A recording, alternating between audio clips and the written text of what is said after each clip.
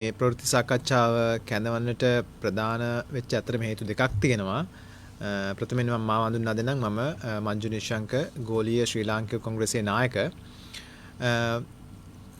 අද අපේ ප්‍රවෘත්ති සාකච්ඡාවේදී මූලික වශයෙන්ම කතා කරන්නට බලාපොරොත්තු වෙන්නේ මේ වෙලාවේ මම හිතන්නේ අපි ඔක්කොම දන්න අපේ වෙළඳපොළ ඇතුලේ සිද්ධ වෙන දෙයක් තියෙනවා. ඒක තමයි ඩොලරේ වටිනාකම ශ්‍රී ලංකා රුපියල සාපේක්ෂව යම්කිසි අඩුවීමක් දක්නට ලැබෙනවා. ඉතින් මේකේ මේ පිළිබඳව රජයේ යම්කිසි කතන්දරයක් මිනිසුන්ට කියමින් ඉන්නවා.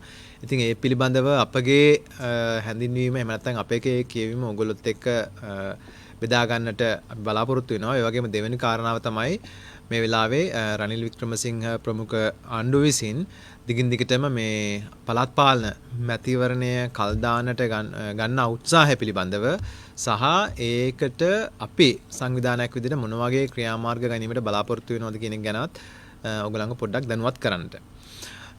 පළවෙනි දේ තමයි මේ වෙලාවේ අපේ වෙළඳපොළ ඇතුලේ විනිමය වෙළඳපොළ ඇතුලේ ශ්‍රී ලංකා රුපියල මේ කියන්නේ ඇමරිකානු ඩොලරයට සාපේක්ෂව මේ ශක්තිමත් වෙනවා කියන මේ වෙලාවේ මේ රජය විසින් කරගෙන යන මතය පිළිබඳව ඔබ ඇත්තටම දැනුවත් කරන්න ඕනේ.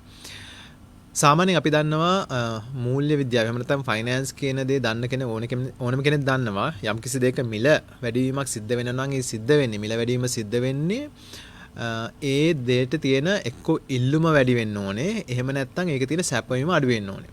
දැන් ඒතකොට අපි ගත්තොත් එහෙම ලංකාවේ වෙළඳපොළ ඇතුළත ඇමරිකානු ඩොලරයක මිල අඩු වෙනවා කියන්නේ එක්ක අපේ රට ඇතුළේ තියෙන ඩොලර් ප්‍රමාණය වැඩි වෙලා තියෙන්න ඕනේ. එහෙම නැත්නම් මේ ඩොලර් එකට තියෙන ඉල්ලුම අඩු වෙන්න ඕනේ. ඔය දෙකෙන් එකක් වෙන්න ඕනේ. ඒ කියන්නේ ඩිමාන්ඩ් එක අඩු වෙන්න ඕනේ. එහෙම නැත්නම් සප්ලයි එක වැඩි වෙලා තියෙන්න ඕනේ.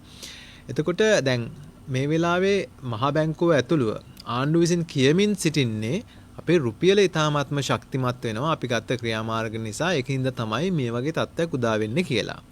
මේක ඇත්තටම සම්පූර්ණ අපි දකින්නේ සාවද්‍ය ප්‍රකාශයක්. මේක මේ වෙලාවේ අර උන් ආණ්ඩුව විසින් මේ වෙලාවේ මේ ඡන්දේ කල් දානවට නැගීමට එන්නට නියමිත ප්‍රතිවිරෝධය මගහරව ගන්නට මේ වෙලාවේ මේ රජය විසින් ගොඩාක් උත්සාහ කරනවා මේ ආර්ථිකය සාවර කරගන්න කියන කතාව මිනිසුන්ට පෙන්වන්න මේ වෙලාවේ වෙළඳපොළ යම්කිසි විකෘතියක් ඇති කරලා මේ අර මිනිසුන්ගේ අවධානය වෙන පැත්තකට යොමු කරන්න තමයි මේ කටයුතු සිද්ධ කරමින් සිටින්නේ. ඇත්තටම මේ වෙලාවේ මෙහෙම ඩොලර් එක අඩු වෙන්නට ප්‍රධාන හේතු උනේ අර 365 වගේ තිබෙන එක 350ට 52ට වගේ අඩු වෙන්නට ප්‍රධාන හේතු උනේ මේ වෙලාවේ මේ අපි දන්නවා දැන් රට ඇතුලේ ඇමරිකානු ඩොලර් එකට ඉල්ලුම විශාල වශයෙන් අඩුවීමක් කොහොමදත් සිද්ධ වෙනවා. මොකද අපේ රටේ ඇතුලේ තියෙන ආර්ථිකයේ ආනයන කටයුතු වලට අවශ්‍ය කරන අපේ රටේ ගත්තොත් එහෙම සුළු හා මධ්‍ය පරිමාණ ගත්තොත් එහෙම අපේ රටේ ආර්ථිකයෙන් 55%ක්ම මෙහෙවන්නේ සුළු හා මධ්‍ය පරිමාණ මේ ව්‍යවසායකයෝ.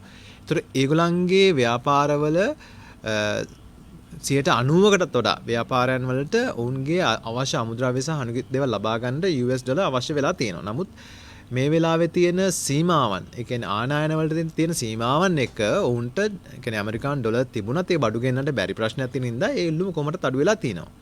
නමුත් හදිසියෙම මේ 365 ඉඳලා 352කට විතර අඩු වීමට හේතු උනේ ඇත්තටම අර IFC එක එහෙම නැත්නම් ඉන්ටර්නැෂනල් ෆයිනෑන්ස් කෝපරේෂන් කියන අර ලෝක බැංකුවට සම්බන්ධ අනුබද්ධිත ආයතනයක් විසින් එකඟතාවයකට එකඟතාවයකට ඇවිල්ලා තිබුණා අපේ ලංකාවේ තියෙන පෞද්ගලික බැංකු 3ක් එක්ක මට මතක හැටියට ඩොලර් මිලියන 400ක කරන්සි ස්වැප් එකට යන මාස 3කට වගේ. ඒ කියන්නේ අපේ රටේට අවශ්‍ය කරන බෙහෙත් සහ අත්‍යවශ්‍ය ආහාර ද්‍රව්‍ය වගේ දේවල් ගෙන්නන්නට ඩොලර් මිලියන 400ක ස්වැප් එකට එකඟ වෙලා තිබුණා. ඒතර ඒක ඇතුලේ දැන් එතකොට වෙළඳපළට බලාපොරොත්තුවක් එනවා. ඔන්න දැන් ඩොලර් මිලියන 400ක් අපේ රට ඇතුළට එන්න තියෙනවා කියලා. ඒ වගේම මහා බැංකුව විසින් තීරණයක් කරන් තිබුණා අර අපනයන හරහා අපිට ලැබෙන ඩොලර් වලින් අර කියලා තිබුණානේ 125ක් මහා බැංකුව සතුව තියන්න ඕනේ කියලා. ඒ මට්ටමත් ඒ පෞද්ගලික බැංකුව වලට 125 ඉඳලා 115 දක්වා අඩු වෙලා තිබුණා. ඒතර ඒක ඇතුළෙත් අපේ රටේ තියෙන පෞද්ගලික බැංකුව වලට තමන්ගේ සතුව තමන්ගේ සංචිතවල මේ ඇමරිකානු ඩොලර් වැඩි ප්‍රමාණයක් තියා ගැනීමට සහ ඒක වෙළඳපොළට නිකුත් කිරීමේ හැකියාවක් ලැබුණා. ඉතින් මේවා ඔක්කොම ඉතාමත්ම මේ කෙටි කාලින දේවල්. ඒ කියන්නේ අපි දන්නවා අපේ වගේ බිලියන 75 විතර ආර්ථිකයකට සාමාන්‍යයෙන් අපේ රටේ මාසික වියදම රටට ගෙනියන්න. ඒ කියන්නේ අපේ ප්‍රකෘතිමත් ආර්ථිකයක් පවත්වාගෙන යන්න අවශ්‍ය කරන ඉන්ධන ටික ලබා ගන්න, ඒ වගේම බේත් ටික ලබා ගන්න, ඒ වගේම අත්‍යවශ්‍ය ආහාර ටික ලබා ගන්න මාසෙකට ඩොලර් බිලියන 4ක් 5ක් අඩුම ගානේ ඩොලර් බිලියන 3ක් 4ක්වත් ඕන වෙනවා.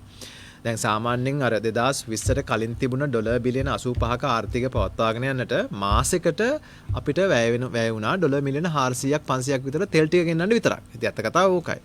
ඉතින් නමුත් පස්සේ කාලෙක ඕවා QR කෝඩ් දාලා අපේ සම්පූර්ණ ආර්ථිකය විකෘති විදිහට සංකෝචනය කළානේ දිගින් දිගටම දැන් මාස 18කට ආසන්න කාලයක්. ඒතර ඒක ඇතුලේ මේ විකෘති ආර්ථිකයක් පවත්වාගෙන යන හින්දා තමයි මේ වෙලාවේ මේ ඩොලර් එකට තියෙන ඉල්ලුම අඩු වෙලා මේ ඒකට මේ රුපියලට සාපේක්ෂව ඒකේ මිල පහත වැටීමක් සිද්ධ වුණේ. නමුත් මේ ශනික පහත වැටීම සිද්ධ වුණේ ඇත්තටම අර මහ බැංකුව විසින් ගන්නා ලද 25% ඉඳලා 15% දක්වා ඒ සීමාවන් අඩු කිරීමත් ඒ වගේම අර IFC එක එහෙම නැත්නම් International Finance Corporation එක විසින් මූලික එකතාවට ඇවිල්ලා තියෙනවානේ අර අපේ බැංකු තුනක් එක්ක මිලියන 400ක ඩොලර් මිලියන 400ක ස්වොප් එකට කරන්සි ස්වොප් එකට එන්නේ ඔන්න දෙක ඇතුලේ අපේ වෙළඳපොළ ඇතුලේ යම් කිසි උත්තේජනයක් ඇවිල්ලා තිනවා ඩොලර් යම් කිසි ප්‍රමාණයක් මේක ඇතුලේ සංසරණය වෙන්න. හැබැයි අපි තේරුම් ගන්න ඕනේ දේ තමයි ඒක ආවා කියලත් ඒකට ලොකු ඉල්ලුමක් එන්නේ නැහැ. මොකද හේතුව තමයි මේ ඩොලර් ටික ඩොලර් මිලියන 400ක් 500ක් එකපාර ආවා කියලා ඒක ගත්තා කියලා ඒක අනිත් පැත්තට අපේ ආයනයන් වලට එහෙම යොදවන්න බෑනේ. ඒ කියන්නේ අපේ ආර්ථිකය ප්‍රකෘතිමත් කරන්න අවශ්‍ය කරන ප්‍රධානම කොටසක් වන අපේ ආයනයන් වලට අමුද්‍රව්‍ය වල ඉඳලා ගොඩක් දේවල් අපිට ආනයනය කරන්න ඕන. නමුත් ඒ දේ කරන්න බෑ. මොකද ඒවට තාමත් ඒ ආනයන සීමාවන් ඒ විදිහටම පවත්වාගෙන යනවා. එතකොට මේක සම්පූර්ණයෙන්ම කරේ දැන් ඇත්තටම මේ වෙලාවේ ආර්ථිකය විවෘත කරලා තිබුණා නම්, ඒ කියන්නේ අපේ රටේ ප්‍රකෘතිමත් ආර්ථිකයක් හදාගන්න අවශ්‍ය කරන ඒ සංවෘතභාවයන් අයින් කරලා ඒ විවෘතභාවය ඇති කරලා තිබ්බනම් මේ ඩොලර් ටික ආපු ගමම ටක් ගාලා ඒ ටිකට ඉල්ලුම වැඩි වෙලා ඒ ටික සම්පූර්ණයෙන්ම ආයසරයක් වෙළඳපොළ ඇතුලේ හුමාරු වෙනවා. ඒතර එහෙම වුණාම මෙහෙම ලොකුවට මේකේ මිල අඩුවීමක් සිද්ධ වෙන්න හේතුවක් නැහැ. ඉතින් පැහැදිලිව මේකෙන් ආර්ථික විද්‍යාව දන්නේ කෙනෙක්ට තේරෙන දේ තමයි මෙච්චර ලොකු මිල අඩුවීමක් වෙන්නේ යම්කිසි ඩොලර් ටිකක් මේක ඇතුළට එනකොට ඒකට අවශ්‍ය කරන ඉල්ලුමක් නැතිකම නිසා. ඉතින් අනිත් එක අපි තේරුම් ගන්න ඕනේ දේ තමයි මේ වෙලාවේ මේ අපි විශ්වාස කරනවා රනිල් වික්‍රමසිංහ ප්‍රමුඛ ආණ්ඩුව විසින් මේ ගත්ත තීරණ කීපය උන් ගත්තේ එළියට මිනිසුන්ට පෙන්වන්න මෙන්න ඩොලර් එක දැන් අඩු වෙනවා. ඒකෙන් ආර්ථිකය ශක්තිමත් වෙනවා කියලා. ඒ කතාව සම්පූර්ණයෙන් බොරු කතාවක්. මොකද මේක ඇතුලේ සම්පූර්ණයෙන් සිද්ධ වෙලා තියෙන්නේ මේ පවත්වාගෙන යන විනිමය සංචිත සීමාවන් ඒ වගේම ආනයන සීමාවන් මේ වගේ දැවැන්ත ලෙස අපේ ආර්ථිකය හිර කරලා තියෙනවානේ.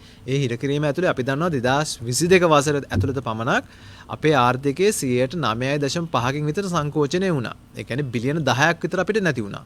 ඊට පස්සේ දැන් මේ අවුරුදු 2023 තව බිලියන 3-4ක් අඩු වෙනවා.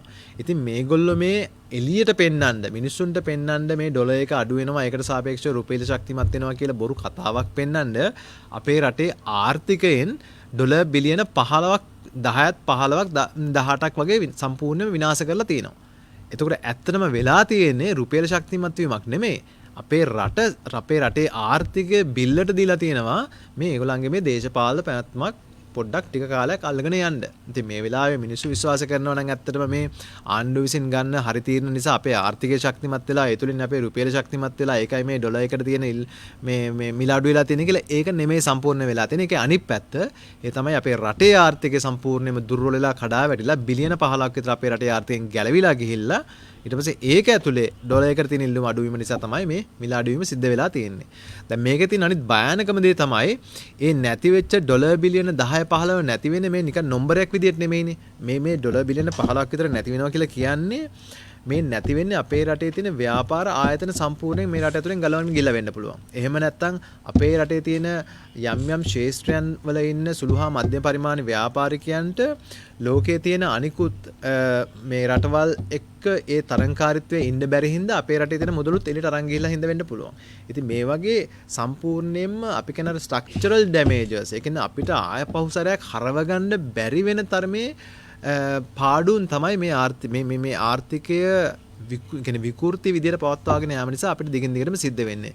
ඉතින් මේක දීර්ඝකාලීන බලපෑම තමයි ඩොලර් එක මේ යම්කිසි ප්‍රමාණයකින් අඩු වුණාට අපේ රට ආයසරයක් අපි දන්නවනේ දැන් ධනාත්මක ආර්ථිකයක් විතර ප්‍රකෘතිමත් කරලා ගන්න නම් මේ රට අරින්න එපා. මේ රටේ සම්පූර්ණයෙන්ම ආර්ථික ක්‍රියාවලිය අරින්න ඕනේ.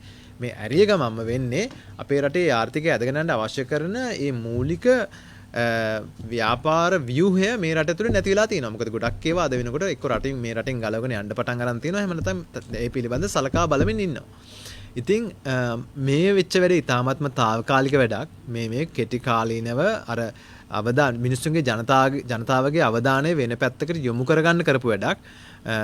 කොයි වෙලාවෙ හරි මේ ආණ්ඩුවට සිද්ධ වෙනවනේ ආර්ථිකයේ තියෙන, ඒ කියන්නේ ආර්ථිකයේ ධන පැත්තට ගෙනියන්න, ධනාත්මක පැත්තට ගෙනියන්න යම්කිසි ආර්ථික ක්‍රියාවලියක් පටන් ගන්න සිද්ධ වෙනවනේ. අන්න ඒ ක්‍රියාවලිය කොයි වෙලාවෙද පටන් ගන්න? පටන් ගත්ත ගමන්ම මේ ඩොලර් එකට තියෙන ඉල්ලුම සම්පූර්ණයෙන් ආයෙ වැඩි වෙනවා. වැඩි වීමත් එක්ක ආයෙ මේක රුපියල් 400ට 500 600ට යන්න පුළුවන්. මොකද හරියාකාරී තීන්දුව දෙන්න ගැනීමේ හැකියාවක් මේ ආණ්ඩුවට නැහැ. ඉතින් ඔන්නෝක පැහැදිලිව අපිට කියන්න අවශ්‍යතාවය තිබුණා. මේ වෙලාවේ මේ ඩොලර් එකේ මිල අඩුවීම කිසිසේත්ම රුපියල ශක්තිමත් වීම නිසා සිදුවීමක් නෙමෙයි. මොකද රුපියල ශක්තිමත් වෙනවා කියන්නේ එහෙනම් මේ අපේ තියෙන රුපියලට ඉල්ලුම වැඩි වෙලා තියෙන්න එපා. අපේ ශ්‍රී ලාංකීය රුපියලට ඉල්ලුමක් වැඩි වෙන්න කොහෙන්ද මොන රටින්ද අපේ ශ්‍රී ලාංකික රුපියල, ඒ කියන්නේ අපේ රුපියල මොන රටද පාවිච්චි කරන්නේ? එහෙම නැත්නම් මොන කාටද ඒ වගේ මේ වෙලාවේ ලොකු ඉල්ලුමක් ඇති වෙලා තියෙන්නේ මොන වගේ වැඩක් කරන්නද? ඒක බොරු කතාවක්නේ. ඒතකොට මේ දිගින් දිගටම මේ මාධ්‍ය විසින් කරගෙන යන මේ ප්‍රචාරය සම්පූර්ණයෙන් වැරදියක්. රුපියල ශක්තිමත් වෙලා නැහැ. එකම දේ මේ හදිස්සියේ මේ අපේ ආර්ථිකයේ එන්නට තියෙන අර ඩොලර් ඉන්ජෙක්ෂන්ස් දෙකක් එන්න තියෙනවා. ඒ දෙකත් එක්ක පොඩි සැපවීමේ වැඩිවීමක් මේ බලාපොරොත්තුවක් තියෙනින්ද මේ යම් මිල අඩුවීමක් විතරයි වෙලා තියෙන්නේ. නමුත් මේක ඉතාමත් ඉක්මනින් ආයසරයක් අර තිබූ තත්ත්වයන් වලට මේ යනවා. එහෙම නොවුනොත් යන්නේ නැති වුණොත් ඒකිනුත් කියවෙන්නේ අපේ ආර්ථිකය තව දුරටත් දුර්වල භාවයට පත් වෙනවා කියන එක විතරයි. මොකද රට ඇතුලේ කිසිම ආර්ථික ක්‍රියාවලියක් සිද්ධ වෙන්නේ නැහැ. ඒකින්ද ඒකට අවශ්‍ය කරන අපිට මේ අපිට අපේ රට ඇතුලේ ඩොලර් වලට ඩිමාන්ඩ් එකක් ඉල්ලුමක් නැති වෙලා තියෙනවා. මේ රටේ ආර්ථිකය නැවත පණ ගන්නවන්න. ඉතින් ඔන්න ඔය විදිහට තමයි මේක අපේ ප්‍රශ්නය කියවා ගන්නට ඕනේ කියන එක මම හිතන්නේ අපේ සමාජය දැනුවත් විය යුතුමයි. එහෙම නැත්නම් මේ වෙලාවේ මේ වැරදි පණිඩයක් තමයි සමාජගත වෙන්නේ. ඊට පස්සේ දෙවෙනි කාරණා තමයි අපි කතා කරන්න ඕනලා තිබුණේ මේ වෙලාවේ ආණ්ඩුව විසින් රනිල් වික්‍රමසිංහ විසින් දිගින් දිගටම පාර්ලිමේන්තුවත් හාස්‍යයට ලක් කරමින් ඒ වගේම අපේ රටේ ව්‍යවස්ථාවත් හාස්‍යයට ලක් කරමින් මේ සිදු කරගෙන යන මේ පළාත් පාලන මැතිවරණයේ කල් දැමීම. මොකද අපි හොඳටම දන්නවා පහුගිය බජට් එකෙන් එහෙම නැත්නම් අයවැයේදී පැහැදිලිව පළාත් පාලන ඡන්දය පවත්වන්න අවශ්‍ය කරන මුදල් වෙන් කිරීමක් සිදු කෙරුණා මම දන්න විදිහට. නමුත් අද වෙනකොට කියනවා ඒ මුදල් අමාත්‍යාංශයට දීමට හැකියාවක් නැහැ. උන්ට ඒකට අවශ්‍ය කරන මුදල් ටික නැහැ කියලා. ඉතින් අපි පැහැදිලිව දන්නවා ඇත්තටම අවශ්‍යතාවය තිබුණා නම් උන්ගේ මේ පහුගිය පෙබරවාරි 4 වෙනිදා තිබුණ නිදහස් උත්සවය සමරන්නට මිලියන 200ක් වියදම් කරා. මේ වගේ අනවශ්‍ය වියදම් රාජ්‍ය වියදම් ඕනතරම් කරනවා. ඉතින් මේ වෙලාවේ ජනතාවගේ තියෙන සියලුම දේවල් හොරකම් කරලා ඉවරයිනේ මේ තිබුණ ආණ්ඩුව ඔක්කොම. එතකොට මේ වෙලාවේ මිනිස්සුන්ට තියෙන අපේ රටේ පුරවැසියන්ට තියෙන එකම අයිතිය වෙන තමන්ගේ ප්‍රජාතන්ත්‍ර ව්‍යවස්ථානුකූලව තමන්ට හම්බෙලා තියෙන ප්‍රජාතන්ත්‍රවාදී අයිතියක් වෙන નિયમિત වෙලාවට මැතිවරණයක් තියලා තමන්ගේ කැමැත්ත හෝ අකමැත්ත ප්‍රකාශ කිරීමේ අයිතිය ඒ වෙලාවේ ඉන්න ජනතා නියෝජිතයන්ට ඒකත් ඉතාමත්ම අසාධාරණ විදියට සහ ඉතාමත්ම සමච්චල් සහගත විදියට මේක පාර්ලිමේන්තුවේ හාස්‍යයට ලක් කරමින් මේ අභියෝගයට ලක් කරමින් ඉන්නවා. ඉතින් අපි මෙච්චර කල් බලන් හිටියා. මොකද මාර්තු 9 තමයි මේක තියන්න තිබුණේ. දැන් මැතිවරණ කොමිසම විසින් ප්‍රකාශ කරලා තියෙනවා මාර්තු 7 වෙනිදා. ඒ කියන්නේ හෙට වෙනකොට කියනවා කියලා මේක තියෙනවා නම් තියෙන දවසක් පිළිබඳව. අපි මං හිතන්නේ කලින් ප්‍රවෘත්ති සාකච්ඡාවකදීත් කිව්වා මේ පිළිබඳව අපි තාමත්ම උනන්දුවෙන් බලන් ඉන්නවා. මොනෑම හේතුවක් නිසා හෝ රනිල් වික්‍රමසිංහගේ තියෙන මේ අවශ්‍යතාව මත මේ ඡන්දය දිගින් දිගටම කල් දාන එකේ තීරණයක් හෙට එළියට ආවොත් එහෙම අපි දැනටමත් මේ දේ කරමින් ඉන්නවා. නමුත් අපි ලෝකේ පුරාටම ජාත්‍යන්තරව ප්‍රජාතන්ත්‍රවාදය ආරක්ෂා කිරීමට බැඳිලා ඉන්න සංවිධාන සියල්ලක්ම එක්ක මේ වෙලාවේ අපි මේ සාකච්ඡාව ආරම්භ කරලා තිනවා. කියන්නේ ප්‍රජාතන්ත්‍රවාදී රටවල් සහ ලෝකයේ ගෝලීය ප්‍රජාතන්ත්‍රවාදය ආරක්ෂා කරන්න බැඳිලා තියෙන ඉතාමත්ම ශක්තිමත් සංවිධාන ගණනාවක් ලෝකේ පුරාවට තියෙනවා. ඒ හැමොත් එක්කම අපි මේ සාකච්ඡාව ආරම්භ කරනවා. උන දැනුවත් කරනවා. රනිල් වික්‍රමසිංහ විසින් මේ වෙලාවේ අපේ රටේ තියෙන ප්‍රජාතන්ත්‍රවාදය අමුමුවේ ව්‍යවස්ථාවත් උල්ලංඝනය කරමින් මේ ගන්නා ක්‍රියාවලිය පිළිබඳව දැනුවත් කරලා ඒ තුරින් විශාල ජාත්‍යන්තර පීඩනයක් ගොඩනගලා අනිවාර්යයෙන්ම ඊළඟ මාස 12 ඇතුළත මේ රටේ අවශ්‍ය කරන මැතිවරණ ටික තියන්නට අවශ්‍ය කරන පසුබිම හදන්නට අපේ පැත්තෙන් අපේ ගෝලීය ශ්‍රී ලාංකික කොංග්‍රසයේ විදිහට ගන්න පුළුවන් සියලුම ක්‍රියාමාර්ගයන් ගන්නවා කියන එක අපි මේ වෙලාවේ මතක් කරන්නට ඕනේ. ඉතින් ඒ පිළිබඳව අපි හොඳ අවධානයෙන් ඉන්නවා. ආසරයක් ඒක මතක් කරන්න ඕනේ. හෙටින් පස්සේ ගන්න තීරණය අනුව අනිවාර්යයෙන්ම ඒ සාකච්ඡාව ජාත්‍යන්තර මට්ටමට ගෙනියන්නට ගන්නට අවශ්‍ය කරන සියලුම වැඩපිළිවෙල අපි හදලා ඉවරයි. අපි බලාපොරොත්තු වෙනවා ජාත්‍යන්තර වශයෙන් මේ ප්‍රජාතන්ත්‍රවාදය ආරක්ෂා කරගැනීමේ සංවිධාන සියල්ලක් එකතු වෙලා මේ පිළිබඳ ඉතාමත්ම කාර්යබහුල වෙලා මේ ලංකාවේ මේ වෙලාවේ මේ පොළවේ මහා පොළවේ මිනිස්සු ඉල්ලන ජනතා මතයක් හදාගන්න අවශ්‍ය කරන මැතිවරණ ටික මේ වෙලාවේ තියාගන්නට අවශ්‍ය කරන පසුබිම හදාගන්න. මොකද අපි හැමදාම කියනවා වගේ ඊළඟ මාස 12 ඇතුළත ඊළඟ මාස 8 12 ඇතුළත ලංකාවේ රජය විසින් ගැනීමට නියමිත තීන්දුව తీරන ටික ඉතාමත්ම තීරණාත්මකයි අපේ රටට, අපේ රටේ ඊළඟ පරම්පරාවට, අපේ රටේ අනාගතයට. ඉතින් අපි විශ්වාස කරනවා ඒ තීන්දුව తీරන ගත යුත්තේ මහජන මතයක් තියෙන රට පිළිබඳ ආදරයක් තියෙන අවංකව මේ රට හොඳ තැනකට ගෙනියන්න ඕනේ කියලා හැඟීමක් තියෙන නායකත්වයකට පමණයි. ඉතින් අපි කිසිසේත්ම රනිල් වික්‍රමසිංහට ඒක තියෙනවා කියලා විශ්වාස කරන්නේ නැහැ.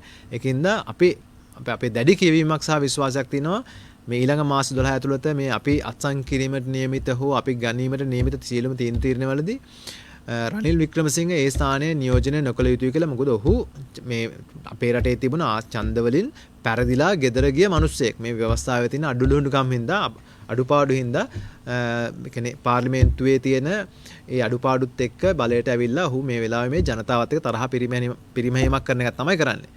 ඉතින් ඕක නවත්තන්නත් අවශ්‍ය කරන පියවර අපි අනිවාර්යයෙන්ම ඊළඟ මාස කිහිපය ඇතුළත ගන්නවා කියන එක මතක් කරන්න ඕනේ. ඉතින් ඔන්න ඔය ප්‍රධාන කාරණා දෙක කියන්නට තමයි අද අතර මේ වෙලාවේ මේ හදිසි ප්‍රවෘත්ති සාකච්ඡාව කැඳෙව්වේ. ඉතින් ආයසරක් මතක් කරනවා ඊටමත් ආදරෙන් අපේ රටේ පුරවැසියන්ට මේ වෙලාවේ මේ ඩොලරයේ අඩුවීම පිළිබඳ